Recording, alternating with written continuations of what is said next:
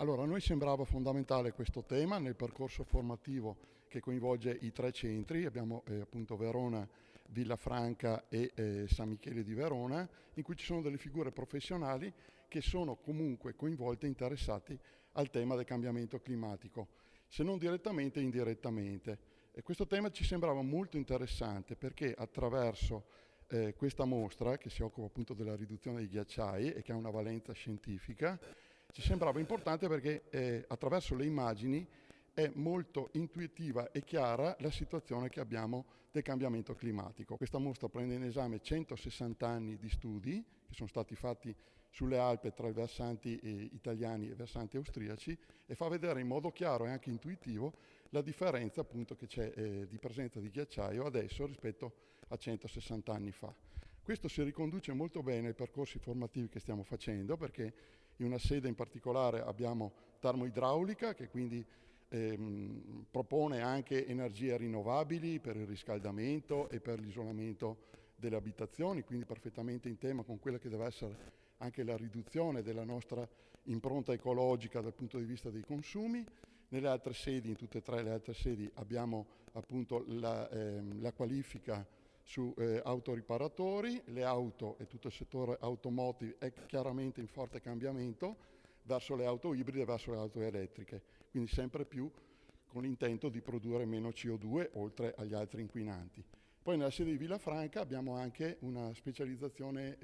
per il settore elettrico, operatore elettrico, e anche questo attraverso la domotica, la riduzione dei consumi nelle case, direttamente coinvolta nel percorso formativo. In realtà poi il percorso formativo viene ulteriormente coinvolto anche per quelle che sono le altre materie strettamente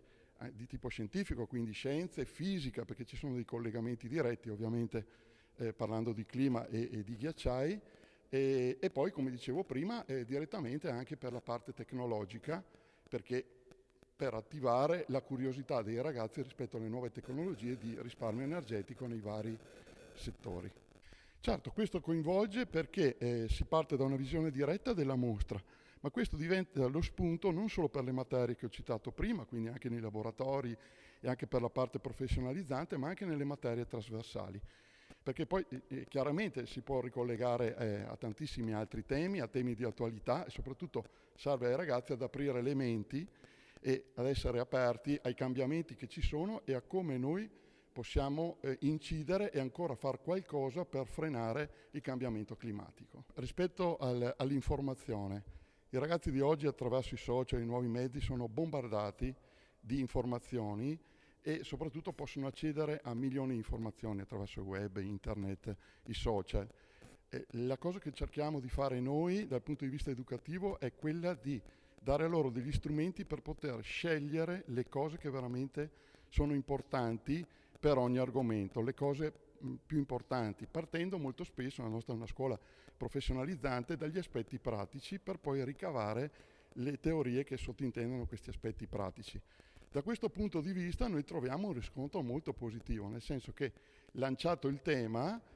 con i ragazzi poi se si riesce a trovare appunto le formule giuste e cerchiamo di fare il possibile per trovarle, proprio partendo dagli aspetti pratici come può essere la visione di queste immagini, cerchiamo di farli lavorare su questi temi e poi abbiamo visto che la curiosità c'è, la curiosità si accende, il problema, secondo me, è un parere personale,